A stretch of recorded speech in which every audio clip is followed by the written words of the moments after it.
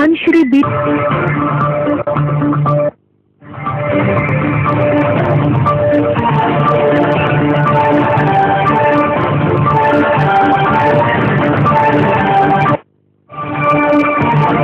জামাতের ডাকে সাদেশে ৪৮ ঘন্টার হরতাল শুরু, বগুড়ায় ৪ জন নিহত, থানা ঘেরাও, সেনা মোতায়েন। বিএনপির মিছিলে হামলার মাধ্যমে সরকারের শেষ মুখোশ উন্মোচিত হয়েছে, মন্তব্য মির্জা ফখরুলের। এবং হরতাল ও নৈরাজ্য সৃষ্টি করে বিচার বন্ধ করা যাবে না, আবারও বললেন প্রধানমন্ত্রী।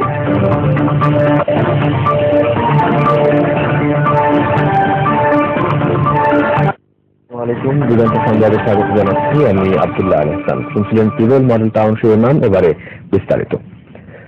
জামাতের নায়েবে আল্লামা দেলোয়ার হোসেনের মৃত্যুদণ্ড এবং সারা দেশে দলীয় নেতাকর্মী হত্যার প্রতিবাদে টানা ৪৮ ঘন্টা হরতালের প্রথম দিনে বগুড়ায় পুলিশের গুলিতে ৪ জন নিহত হয়েছে। আহত শাহজাহানপুর, নন্দীগ্রাম, সোনাতলা, গাবতলী থানা ঘেরাও করে হরতালের সমর্থকরা। এছাড়াও সদর পুলিশ ফাঁড়ি, নারুলি পুলিশ ফাঁড়ি ও বনানী পুলিশ ফাঁড়িতে ভাঙচুর ও অগ্নিসংযোগ করেছে তারা। বগুড়া রেল স্টেশনে অগ্নিসংযোগ ও রেললাইন উপড়ে ফেলার ঘটনা ঘটেছে। বগুড়া জেলা আওয়ামী লীগের সভাপতি মমতাজউদ্দিন ও বগুড়া ১ আওয়ামী লীগ সংসদ সদস্য আব্দুল কালামের দায়িত্ব ভাঙচুর হয়েছে। সকাল ৭:৩০ থেকে জেলা সদর সহ আশপাশের এলাকায় অনির্দিষ্ট করার জন্য ১৪৪ ধারা জারি করেছে প্রশাসন। পরিস্থিতি নিয়ন্ত্রণে সেনা মোতায়েন করা হয়েছে। দর্শক, এই মুহূর্তে সেখানকার আরো খবর জানতে আমরা এখন সরাসরি কথা সেখানকার প্রতিনিধি শাহজাহানের সাথে। শাহজাহান, শুনতে পাচ্ছি। যে বগুড়ার সর্বশেষ এই মুহূর্তের কি অবস্থা আমাদেরকে বলেন। বগুড়ায় হাজার হাজার বিক্ষুব্ধ নারী পুলিশের গণবিক্ষোভ ঠেকাতে পুলিশের গুলিতে নারী, শিশু সহ 7 জন নিহত এবং 20 মৃত্যু হয়েছেন। এখন পর্যন্ত বগুড়ার 5টি থানা ঘেরাও করে রেখেছে হাজার হাজার নারী পুরুষ। বগুড়ার সদর পুলিশ ফাঁড়ি, নারুলি, স্টেডিয়াম, মোকামবাড়ি, বনানী এবং টৈগাড়ি পুলিশ ফাঁড়িতে হামলা ভাঙচুর চালিয়ে অগ্নিসংযোগ করেছে বিক্ষুব্ধ জনতা। এছাড়া বগুড়া জেলা আওয়ামী লীগের সভাপতি মমতাজউদ্দিন সদস্য এবং আওয়ামী লীগের কেন্দ্রীয় সাবেক সাংগঠনিক সম্পাদক আব্দুল মান্নানের বাড়িতে হামলা চালিয়ে অগ্নিসংযোগ করেছে। বগুড়া আন্তর্জাতিক বাণিজ্য মেলায় অগ্নিসংযোগ করে তা তছনছ করে দিয়েছে জনতা। বগুড়ার গাবতলীতে কয়েক হাজার লোক সাইদি মুক্তি মঞ্চ তৈরি করে সেখানে অবিরাম বিক্ষোভ চালাচ্ছে। পরিস্থিতি সামাল দিতে, পরিস্থিতি নিয়ন্ত্রণে আনতে সেনাবাহিনী মোতায়েন করা হয়েছে। বগুড়া শহর এবং তার শহরের আশপাশের এলাকায় অনির্দিষ্ট। বগুড়া জেলা প্রশাসনের পক্ষ থেকে এনজিসি আরিফুজ্জামান দিগন্ত টেলিভিশনকে জানিয়েছেন, উদ্ভূত পরিস্থিতি মোকাবিলা এবং আক্রান্ত রক্ষার জন্য সেনাবাহিনী মোতায়েন করা হয়েছে। অপরদিকে বগুড়ার নন্দীগ্রাম, বিশ্বাসীরা, সোনাতলা উপজেলা পরিষদে হামলা চালিয়েছে বিক্ষুব্ধ জনতা। উপজেলা নির্বাহী অফিসারের বাসভবন, উপজেলা পরিষদ চেয়ারম্যানের অফিস, বাসভবন এবং গাড়িতে অগ্নিসংযোগ করেছে তারা। নন্দীগ্রামের কয়েক গ্রামের লোকজন বগুড়া রাজশাহী মহাসড়কে অবস্থান নিয়ে বিক্ষোভ করছে।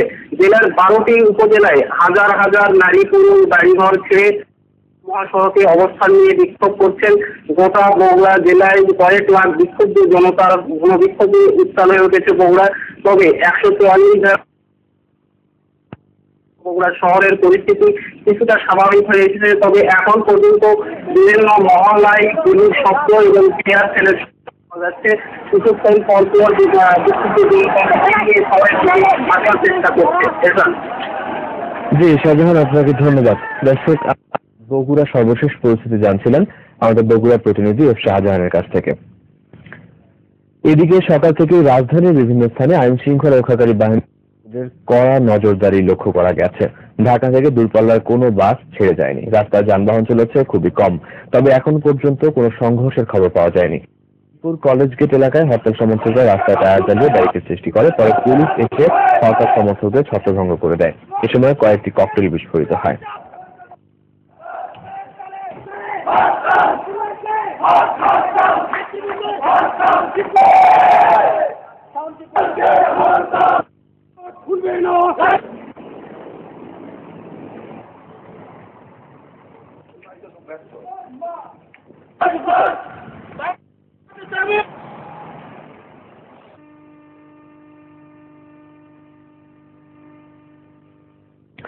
দর্শক, এই মুহূর্তে রাজধানীর ঢাকায় রয়েছেন আমাদের সিনিয়র রিপোর্টার এম বাদশা। সেখানকার হরতাল পরিস্থিতি জানতে আমরা এখন তার সাথে কথা বলছি। বাদশা, জি, মালিবাগ এলাকায় আপনি অবস্থা দেখছেন সেখানে? আমি এর আগে সংবাদ বুলেটিনগুলোতে যে বিষয়টি জানিয়ে আসছিলাম যে আজকে হচ্ছে সপ্তাহের শুরুর দিন এবং সকাল থেকে এই জামায়াত ইসলামের ডাকা দুদিনের হরতালের প্রথম দিনে সকাল থেকেই বিভিন্ন পয়েন্টে অতিরিক্ত সতর্ক অবস্থায় রয়েছে আইন শৃঙ্খলা রক্ষাকারী বাহিনীর সদস্যরা এবং সাদা পোশাকে অবস্থান নিয়েছে পুলিশ, র্যাব সহ বিভিন্ন গোয়েন্দা সংস্থার লোকজন।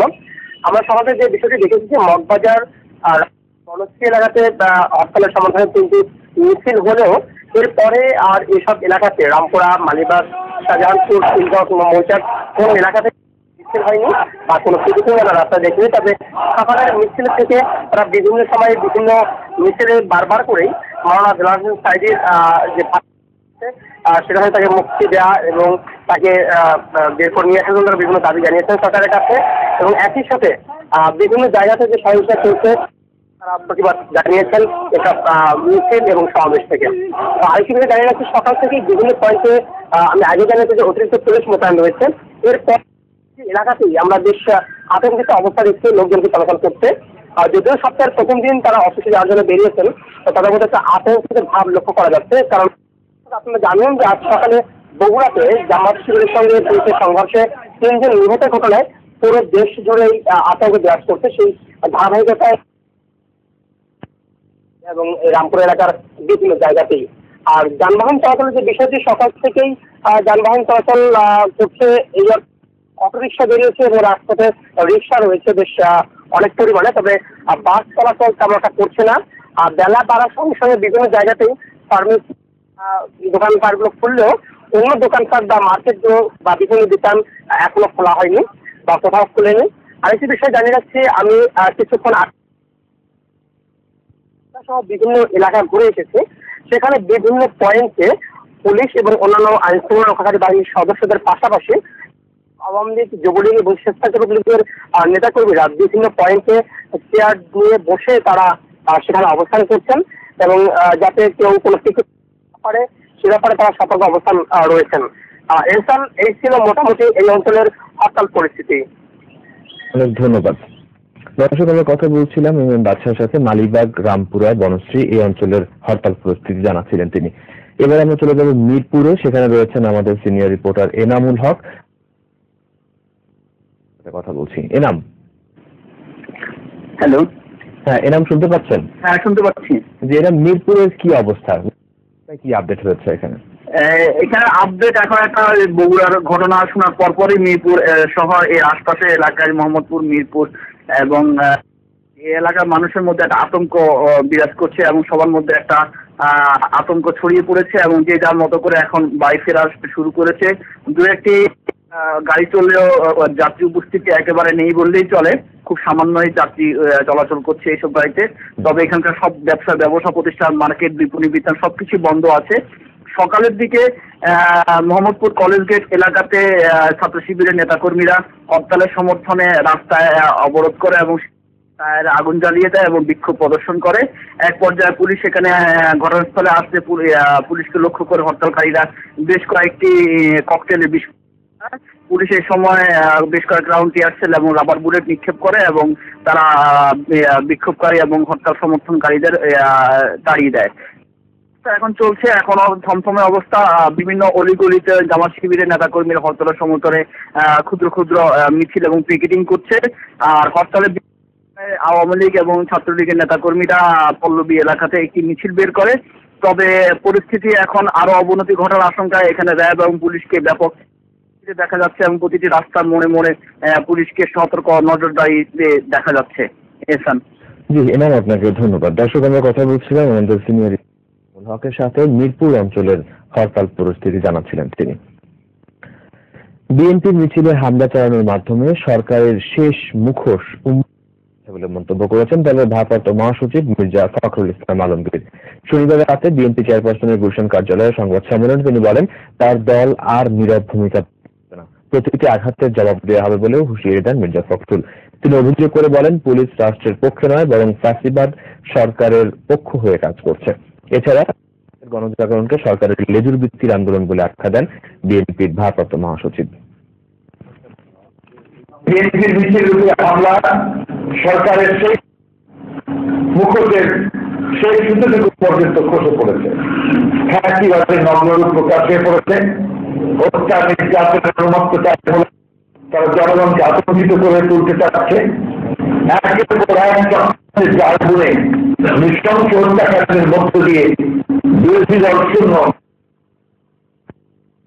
করাই তাদের এখন একমাত্র লক্ষ্য। প্রধানমন্ত্রী শেখ হাসিনা বলেছেন, নির্বাচনী অঙ্গীকার অনুযায়ী সরকার অনুযায়ী রায় কার্যকর করা হবে।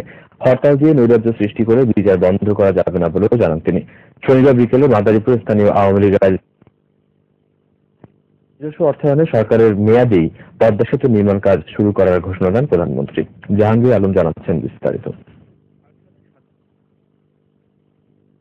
হাসিনার ভাষণ শুনতে নির্ধারিত সময়ের অনেক আগেই কানায় কানায় পূর্ণ হয়ে যায় Madaripur AR Howlader jute mill মাঠ। স্থানীয় আয়োজিত এই জনসভায় তিনি বলেন, নির্বাচনী অঙ্গীকার পূরণে সরকার যুদ্ধাপরাধীদের বিচার করছে। জনগণের প্রত্যাশা অনুযায়ী রায়ও কার্যকর করা হবে। হরতাল দিয়ে নৈরাজ্য সৃষ্টি করে বিচার বন্ধ করা যাবে না বলে জানান তিনি। নানা রকম কর্মকাণ্ড তারা শুরু করেছে ওই যুদ্ধাপরাধীদের বাঁচাবার জন্য। আমি একটা স্পষ্ট বলতে চাই যে ওই যুদ্ধাপরাধীদের বিচার এদেশে কারো সাধ্য নাই বন্ধ করে। ইনশাআল্লাহ অপরাধীদের বিচার বাংলার মাটিতে হবে। অযৌক্তিক হরতাল দেখায় বিএনপির কঠোর সমালোচনা করে প্রধানমন্ত্রী বলেন, বাংলার মাটিতে স্বাধীনতা বিরোধীদের ঠাঁই নাই। অনুমতি নিয়ে কাউকে খেলা করতে দেওয়া হবে না বলে জানান তিনি। আজকে এসএসসি পরীক্ষা চলছে, এনার এই ব্যাপারে কোনো চিন্তা নাই। উনি ওই রাজাকার বাঁচাবার জন্য উনি হরতাল ডাকে। হরতাল থেকে আমার ছেলে মেয়ের পড়াশোনা নষ্ট করতে চায়। মাদারীপুরের ৭ম তিনমৈত্রী সেতু এবং ওয়াটার ট্রিটমেন্ট প্ল্যান্ট সহ কয়েকটি উন্নয়ন কাজের উদ্বোধন করেন প্রধানমন্ত্রী। আগে শরীয়তপুরের জাজিরা পয়েন্টে পদ্মা সেতু প্রকল্পের জন্য নদী শাসন কাজের উদ্বোধন করেন তিনি। এখানে এক সমাবেশে প্রধানমন্ত্রী বলেন, কোন ষড়যন্ত্রে পদ্মা সেতু নির্মাণ করবে না। নিজস্ব অর্থায়নে বর্তমান মেয়াদে নির্মাণ কাজ শুরু করা হবে। আমাদের নিজেদের অর্থায়নে আমরা সেতু নির্মাণ কাজ শুরু করব।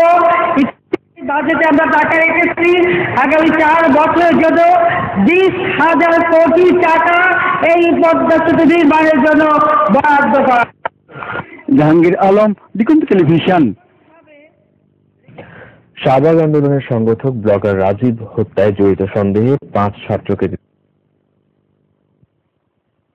থাকার কথা স্বীকার করেছে বলে দাবি করেছে ডিবি কর্মকর্তারা।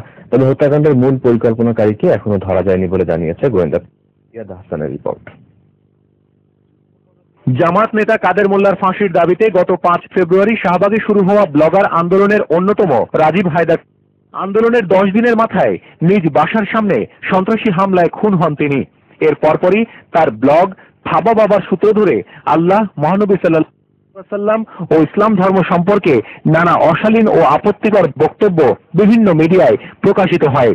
শুরু থেকেই এ হত্যাকাণ্ডে মৌলবাদী কোনো গোষ্ঠী জড়িত বলে সন্দেহ করে তার পরিবার ও গোয়েন্দারা। তারা এটার বিরুদ্ধে, তাদের গায়ে আগুন জ্বলতেছে, সেটা তো স্পষ্ট। হত্যাকাণ্ডের পর শনিবার ওই ঘটনায় জড়িত 5 জনকে গ্রেপ্তার করে গোয়েন্দা পুলিশ। এ বিষয়ে আনুষ্ঠানিক ব্রিফিং এ ডিবি জানায়, আটককৃতরা একে অপরের ফেসবুক বন্ধু। তাদের কোনো এক সিনিয়র ভাই যে নিজে নর্থ সাউথ ইউনিভার্সিটির স্টুডেন্ট, তারা তাকে বিভিন্নভাবে চেষ্টা করে। আটককৃতদের বক্তব্য অনুযায়ী গোয়েন্দা পুলিশ জানায়, ফেসবুক গ্রুপের এক বড় ভাই থাবা বাবার ব্লগের ঠিকানা এবং নানা তথ্য দিয়ে তাদের বিভিন্ন সময়ে উদ্বুদ্ধ। সেই সূত্র ধরে ঘটনার দিন সন্ধ্যায় রাজীব তার বান্ধবী তানজিলাকে বাসায় পৌঁছে দেওয়ার পর ইন্টেল গ্রুপ তাকে অনুসরণ করে। পরে ঘটনাস্থল এক্সিকিউশন গ্রুপের সদস্য নাইম ওরফে দীপু তার ঘাড়ে চাপাতি দিয়ে কোপ দেয়। তার ব্লগটা তোমরা ঘেটে দেখো এবং ফেসবুক ঘেটে দেখো, তো এক পর্যায়ে ডিটারমাইন্ড হয় তাকে হত্যা করার জন্য। ডিবি পুলিশ জানায়, এদের উদ্বুদ্ধকারী বড় ভাই শিবিরের সাবেক নেতা, তবে কেউ শিবিরের সাথে জড়িত নয়। আমরা এখনো যেহেতু নিশ্চিত হতে পারিনি, আমরা জোর দিয়ে বলতে পারছি না, তবে এদের যে মূল নেতা সে ছাত্র শিবিরের সাথে জড়িত। এর আগে স্বরাষ্ট্রমন্ত্রী রাজীব হত্যাকাণ্ডের ঘটনা 7 জন গ্রেফতারের কথা জানালেও সে ব্যাপারে সাংবাদিকদের কিছু বলেননি গোয়েন্দা পুলিশের মুখপাত্র মনিরুল ইসলাম। কাছ থেকে রিয়াদ আহসান, দিগন্ত টেলিভিশন।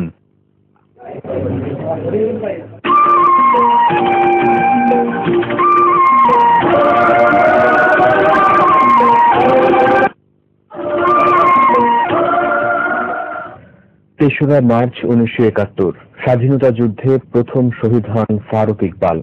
মিছিল রামপুরা টেলিভিশন ভবনের সামনে পাকিস্তানি সৈন্যদের গুলিতে শহীদ হন তিনি। এরপর পরেই বিক্ষুব্ধ হয়ে ওঠে জনতা। সুলতানা কাকুনের রিপোর্টে বিস্তারিত। জাতীয় পরিষদের অধিবেশন স্থগিতের প্রতিবাদে আধাবেলা হরতাল দেওয়া হয় 1971-এর 3রা মার্চ। বিকেলে পল্টনে ভাষণ দেন জনতা মিছিল নিয়ে এগোচ্ছিল সেদিকেই। মিছিলে একটি মুখ সবচেয়ে উজ্জ্বল, ফিনফিনে গরমে লম্বা মাথার চুল। ফারুক ইকবাল নাম তার। স্বাধীন করার দৃঢ় প্রত্যয় তার চোখে মুখে বিচ্ছুরিত হচ্ছে। সবকিছু ভালো লাগে, শরীর রাখতে পারেন না, শরীর রাখছে স্বাধীন 3 তারিখে বলছে আমি আমরা কোনো গন্ডগোল করবো না, হেলে তো এটা টিভি চ্যানেলে বল না আমাদের মিটিং আছে, মিটিং যাবো আমরা আইসি এজেন্ডা হাত দিয়ে বেশি বেরোইতেছে তাহলে স্বপ্ন পূরণের রাস্তায় হাঁটতে গেলে যে বিসর্জন দিতে হয় তাতে অবদান রাখলো সে। ঝাঁঝরা হলো বুক, রঞ্জিত হলো রাজপথ। এটাই ছিল শুরু। এরপর রক্ত ঝরেছে অনেক, কিন্তু স্বাধীনতার এতগুলো দিন পরেও কি পূরণ হয়েছে স্বপ্ন? না, স্বপ্ন দেশের ছাত্ররা দেশের প্রিয় সেই শক্তিকে চেয়ে গেল না হয়েছে, স্বাধীন হয়েছে না ছাত্রের জন্য দেশকে ভালোবাসতে। বঙ্গবন্ধু অসহযোগ আন্দোলনের ডাক দেওয়ার প্রথম সেই শহীদ। এর আগে কিন্তু কেউ গুলি হয়নি, সেই প্রথম শহীদ।